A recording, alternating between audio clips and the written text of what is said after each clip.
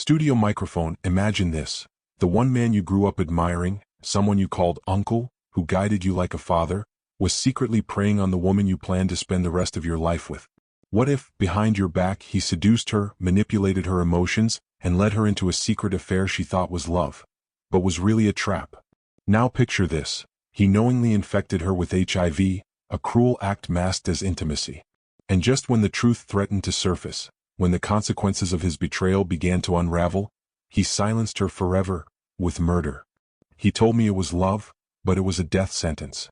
Those weren't just poetic words, they were her final cries for truth, scrawled in the pages of a hidden diary. A woman lured into darkness by someone she believed she could trust. A woman who didn't realize until it was too late that the man she feared was the same man who once hugged her at family dinners. This isn't a script. This isn't a movie. This is a true story of lies, betrayal, and a calculated murder that shook an entire family to its core. Welcome back to Gripping True Crime, the place where reality is darker than fiction and every case pulls back the curtain on the most chilling depths of the human mind. Here we don't just tell stories, we dissect them. We peel back the layers inch by inch to expose the hidden motives, the psychological unraveling, and the disturbing truths people bury behind smiles and handshakes. Today's story is one of the most disturbing we've ever come across. This isn't just a murder. This is a slow-burning nightmare, ignited by forbidden passion, fueled by betrayal, and finished with a horrifying act of violence that left an entire family in ruins. It starts in the heart of a seemingly tight-knit community, where everyone knew each other, trusted each other, and where no one could have imagined that something so monstrous could be hiding behind a familiar face. It's a tale of a young woman, bright, beautiful, full of life, caught in the crossfire between love and manipulation. Of a man who wore the mask of a protector but harbored a predator's hunger. Of a fiancé whose dreams of a wedding turned into days of mourning, and of a diary that held the final pieces of a puzzle soaked in blood. What happens when love is weaponized? When someone you trust turns that trust into a trap? That's exactly what this case reveals. How one man used his position, his influence, and his lies to draw someone innocent into his web, and how, when that web began to unravel, he did the unthinkable to make sure his secrets died with her. This isn't just a case of infidelity. It's not even just a case of murder. This is psychological warfare. This is emotional grooming. This is a masterclass in manipulation that ended in cold, calculated homicide. And what makes it worse is that this didn't happen in some far-off criminal underworld. It didn't involve strangers in a dark alley. It happened within a family, in the circle where we feel safest. The betrayal came not from an outsider, but from someone who was supposed to stand beside the groom on his wedding day. Someone who was trusted like a father figure. Someone who knew exactly what he was doing, every step of the way. As we peel back the layers of this harrowing case, you're going to hear things that are hard to believe. You'll read the words she wrote before her death. You'll see how lies were passed off as love, and how a man's pride and fear led to a brutal, senseless end. So stick with us until the end. Because the motive behind this murder is not what you think. In fact, it's far more twisted, far more personal, than most could ever imagine. This is the kind of case that keeps you up at night. And once you hear it, you'll understand why. 26-year-old Angela Ncube was the kind of woman who made life seem hopeful. Bright-eyed, well-educated, and fiercely kind, she was the kind of person who left a lasting impression on everyone she met. As a high school English teacher, she had a gift for connecting with her students, many of whom saw her not just as an instructor but as a role model.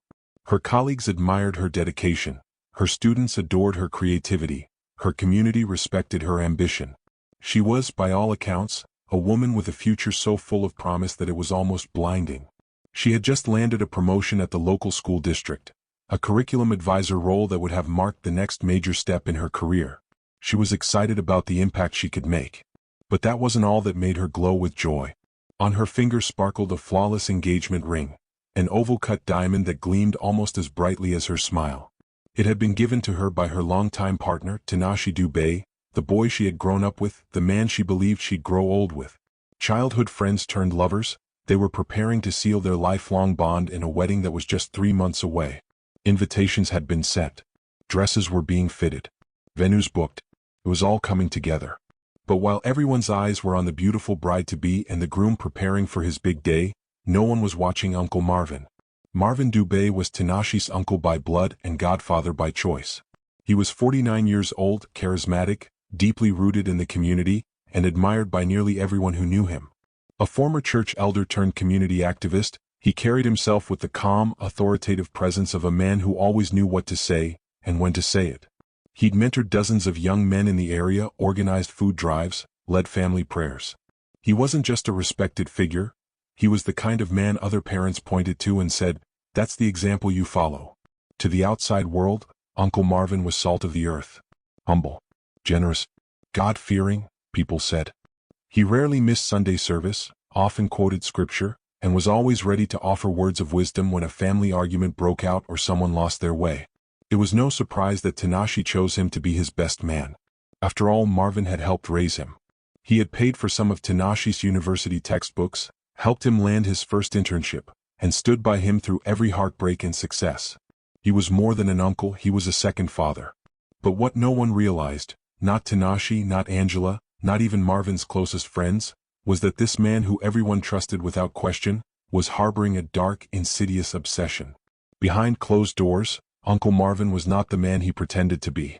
Beneath the polished exterior and community praise, he was fighting demons of his own making. And he was losing. He had secrets, ugly ones. And the most dangerous part? He was a master at hiding them. Marvin's obsession with Angela didn't start all at once. It crept in like a slow-moving storm, subtle at first, then suffocating. He told himself it was just admiration, that it was harmless. She was beautiful, intelligent, graceful. He admired her work in the community. But admiration turned to fixation, and fixation turned to something far more dangerous. He began inventing reasons to be around her, offering to drive her home from family gatherings, dropping off little gifts under the guise of wedding planning support. He always had advice, always wanted to check in. At first, Angela thought nothing of it. She assumed he was simply being the kind, helpful man everyone believed him to be. But Marvin knew what he was doing. He was calculated, expertly walking the line between caring uncle and emotional manipulator. The manipulation grew deeper. He started finding ways to isolate her, emotionally and physically. He'd speak to her when Tanashi wasn't around. He'd offer relationship advice and plant tiny seeds of doubt. Are you sure he sees you for who you really are? Or, you deserve someone who appreciates your intellect. Angela, young and impressionable, began to see Marvin not as a threat, but as a confidant. He made her feel understood. He made her feel seen. He made her feel special. And that, tragically, was his weapon of choice. Family and friends would later say they had no idea. That Marvin's behavior didn't raise any red flags. That he was as warm and fatherly as ever. He held babies at christenings, prayed over meals, cracked jokes at Sunday lunch. He was present, but not noticed in any way that could hint at the darkness he was hiding. No one suspected that while Angela was planning her wedding, Marvin was planning something else entirely. He was orchestrating a fantasy, one where she wasn't just his nephew's bride, but his. And even more disturbing? He believed she belonged to him.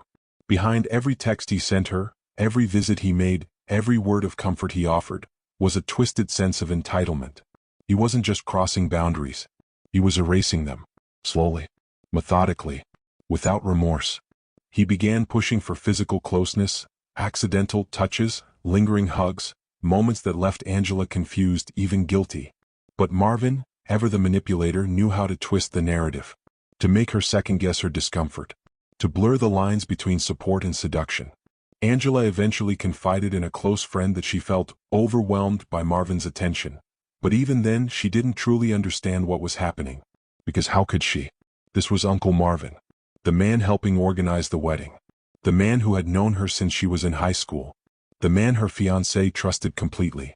But Marvin's obsession wasn't just emotional. It was physical, and it was deadly. He knew something that no one else knew, something that would shatter everything if it came to light. He was HIV positive. Diagnosed years earlier and kept hidden from even his closest family, Marvin had been living a double life. He was receiving treatment, keeping his viral load low enough to avoid suspicion. But he had never disclosed his condition to anyone, not even to Angela. And in his warped, predatory mind, infecting her wasn't just a risk, it was a way to make sure she never left. A sick form of control. A chain only he could see. Angela wouldn't learn the truth until it was far too late. By then, Marvin had already destroyed her future. And he wasn't done yet. What happens next? How does this web of lies unravel? And what did Angela write in her final diary entries that would lead investigators to the horrifying truth? Stay with us, because the next chapter in this story is even more chilling than the last.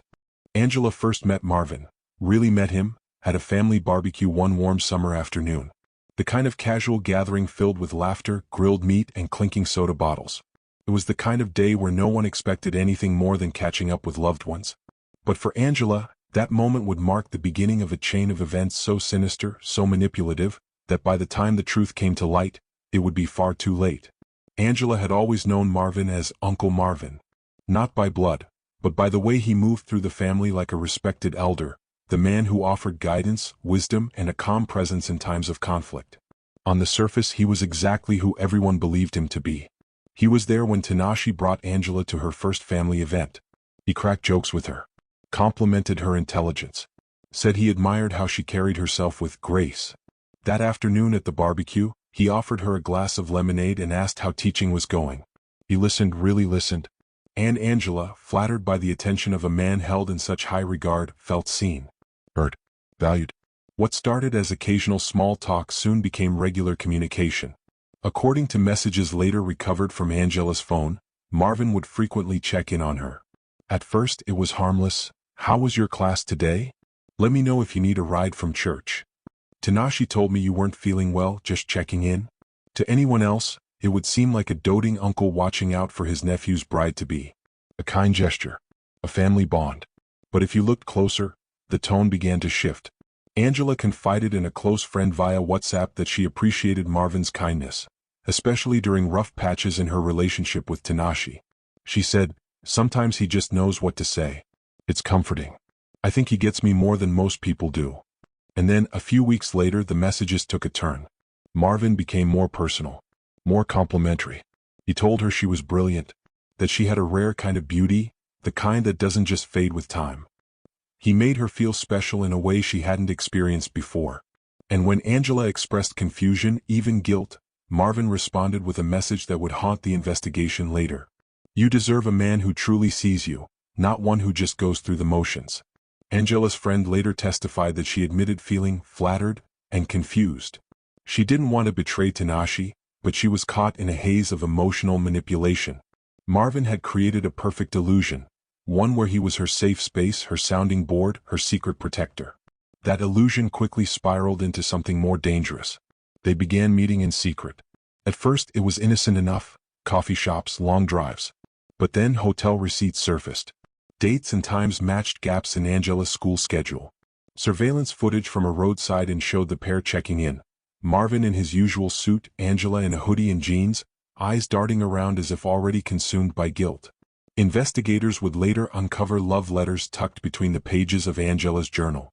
One read, "In another life I would have made you mine from the start, but I'll settle for now, as long as you keep this between us." It wasn't just an affair. It was a double life. A 6-month descent into a relationship built on imbalance, secrecy, and control. And all along, Marvin maintained his public mask, officiating wedding rehearsals, sitting beside Tanashi during Sunday services, laughing at family dinners. No one suspected that behind the scenes, he was emotionally entangling the bride-to-be in a web of deception so tight, she wouldn't see the trap until it snapped shut. But the real horror began when Angela went in for a routine medical check. She had been feeling a little off, fatigued, occasional headaches, a recurring rash that wouldn't go away. Her doctor ran a series of tests just to be sure. Days later, she received a phone call that changed everything. Angela had tested positive for HIV. Her world shattered. She went numb. She didn't drink. She wasn't on drugs. She had only ever been with Tanashi, until Marvin. She told no one at first. Not even Tanashi. She confided only in her diary. The entries were raw. Terrified. One line read, "I feel like I've been poisoned. My body is not mine anymore." The shame, the confusion, the fear, it was overwhelming. She began missing work. Stopped responding to friends. The vibrant woman everyone knew began to fade into a shell of herself. Eventually she confronted Marvin. We don't know exactly what was said. There are no recordings. No written confessions. But something shifted after that. Her texts to him became shorter. Distant. She stopped responding altogether. Her final message to him, sent just 3 days before her death, read, "I know what you did. I'm telling Tanashi. You need help." And just like that, everything changed. Angela made an appointment with a counselor. She started gathering evidence, printing out messages, saving receipts. She even began drafting a letter to Tanashi, one she never had the chance to deliver. Because Marvin was already planning his next move. He had come too far. His secrets too dark to risk exposure. And when Angela found the courage to pull away, to take back control of her life, he knew he was losing grip. In his twisted logic, there was only one way to silence her and protect himself. What happened next would horrify even the most seasoned investigators. Angela's lifeless body would be found just weeks later, under suspicious circumstances, with Marvin suddenly nowhere to be found. But the clues she left behind, her diary, her messages, her final steps, would lead detectives straight to the truth. This wasn't just a love affair gone wrong. This was manipulation, infection, betrayal, and now, murder. Stay with us. Because the unraveling of this case, what police found, how Marvin was finally cornered, and the shocking courtroom revelations, will leave you speechless. It was a quiet Sunday afternoon when Tanashi Dube stumbled upon the envelope that would rip his world apart. He hadn't been looking for anything in particular, just trying to find a spare phone charger in Angela's desk drawer when he noticed a thin white folder labeled Medical, Private. At first he hesitated. It wasn't like Angela to be secretive, but something about the way it was tucked away, carefully hidden beneath a stack of unrelated documents, made his heart skip. Curiosity, concern, instinct, whatever it was, he opened it. Inside were a series of printed lab results. The first few pages listed routine blood work. But the final page stopped him cold. There, in bold letters under the results section, were the words, HIV-positive. Beat. Studio microphone. For a few moments he couldn't move, couldn't speak, couldn't even think. Just stared at the paper, numb with disbelief. He sat on the edge of the bed, paper shaking in his hand, heart pounding in his chest. Angela came in moments later, carrying a cup of tea. She saw the look on his face. Then, the folder in his hands. And that was when everything unraveled. She dropped the mug. It shattered across the floor. Then she dropped to her knees and sobbed. Tanashi said nothing at first. He didn't scream. He didn't accuse. He just waited. Angela buried her face in her hands and began to confess, her words broken, gasped between tears. She told him everything. The late-night drives. The secret hotel meetups. The emotional manipulation. The loneliness. The shame. And finally, the name. Beat. Studio microphone. It was Marvin, she whispered. Tanashi's world turned upside down. Uncle Marvin. The man who helped raise him. The man he trusted like a second father. The man he'd chosen to stand beside him as best man on his wedding day. He didn't want to believe it. Who would? But the anguish in Angela's eyes, the shame in her voice, it couldn't be faked. And when he confronted Marvin, the response was colder than he could have ever imagined. Beat. Studio microphone. Marvin denied everything. He didn't yell. He didn't beg. He didn't even flinch. He simply shook his head and said, "She's unstable, Tanashi. She's lying. She's always been emotional." He claimed Angela fabricated the entire affair out of guilt for something she had done. He painted himself as the victim, targeted by a young woman trying to cover her own mistakes. To some in the family, the calmness in Marvin's voice was convincing. After all, he had always been the steady one, the composed one, the rational one. Angela, on the other hand, was falling apart, grief-stricken, humiliated, sick. But then came the science. The results of a follow-up investigation would blow Marvin's lies wide open. Forensic analysis compared Angela's strain of HIV to those of known carriers in the regional medical database. The results were clear, conclusive, and damning. The viral strain infecting Angela was genetically linked to the strain Marvin had been diagnosed with years earlier. Not only had he knowingly carried the virus for a long time, he had never disclosed it. Not to his family. Not to his sexual partners. Not even to Angela. Beat. Studio microphone. Marvin had infected her, knowing full well what it would mean. Knowing the permanent, irreversible weight of that diagnosis. He had crossed every moral boundary, violated every shred of trust, and weaponized the one thing no one could see, his disease. Angela was devastated. She didn't scream. She didn't fight.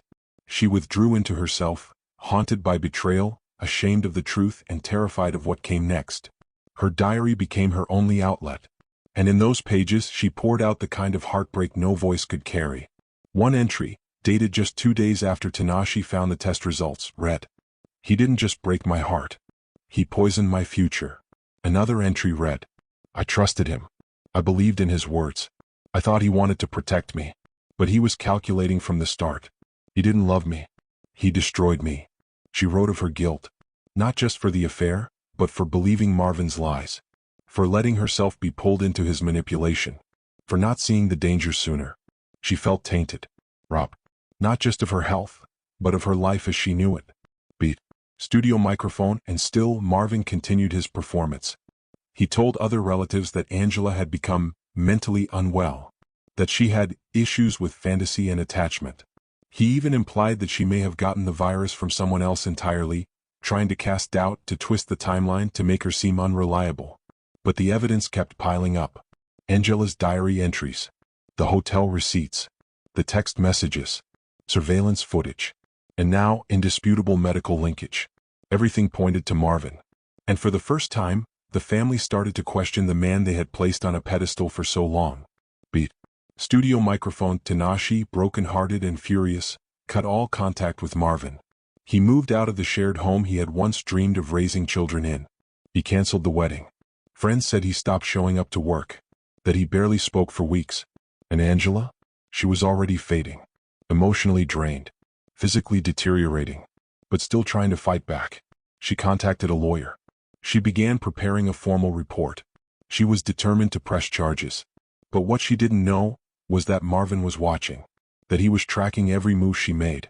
That the man who had stolen her health was now determined to steal her silence. Permanently. Beat. Studio microphone. The story doesn't end here. Because what Marvin did next would shock even seasoned investigators, and leave the entire community stunned. A respected leader, a trusted uncle, now exposed as a monster, was about to take an even darker turn. Angela had survived the betrayal. She had survived the diagnosis. But she wouldn't survive Marvin's final act. Stay with us, because what comes next is pure horror. And justice would be anything but simple. 2 days after Angela's lifeless body was discovered, the police moved in. Marvin Dube was arrested at his home, a man once revered in his community, now facing the gravest of accusations. In the interrogation room, Marvin's demeanor shifted dramatically. Gone was the composed, godly figure. In his place stood a man unraveling. But his breakdown wasn't a confession, it was an attempt to deflect blame. He claimed Angela had seduced him, that she had blackmailed him for money, painting himself as the victim of a manipulative young woman. But the digital evidence told a different story. Investigators uncovered hundreds of text messages between Marvin and Angela, filled with intimate language and explicit photos. More damning was Marvin's search history, which included queries like, how to erase HIV from blood tests. This wasn't the behavior of a man being blackmailed, it was the calculated actions of someone trying to cover his tracks. At trial, prosecutors labeled the murder as one driven by exposure and ego. They argued that Marvin couldn't handle the shame of his actions being revealed, so he silenced the one person who could expose him. The evidence was overwhelming, and the jury saw through Marvin's facade. In the end, justice was served, but it couldn't bring Angela back. Her story serves as a chilling reminder of how betrayal and deceit can lead to unimaginable tragedy. Marvin Dube, once known as a pillar of his community, a so-called man of God, a trusted uncle and mentor, was ultimately found guilty on all counts. The jury took just 6 hours to deliberate. He was convicted of first-degree murder and intentional transmission of HIV, a charge that carries heavy consequences in many countries when someone knowingly infects another without disclosure. And when the verdict was read, Marvin didn't flinch. No tears. No protest. No sign of remorse. He stood there, silent and expressionless, like the hollow shell of the man he once pretended to be. Beat. Studio microphone. But across the courtroom sat Tanashi Dube, Angela's fiancé. The man whose life had been shattered not once but twice, first by the betrayal, and then by the loss. When it was his turn to speak during the victim impact statement, the entire courtroom fell still. You could hear the weight in his breath, the pain behind his words. He stepped forward, clutching a photograph of Angela, their engagement photo. Her smile radiant, her eyes full of hope. Then his voice, clear, trembling and razor-sharp, cut through the silence. You were supposed to stand beside me at my wedding, not over her grave. Extended pause. Studio microphone. That one sentence silenced the room. No rebuttals. No objections.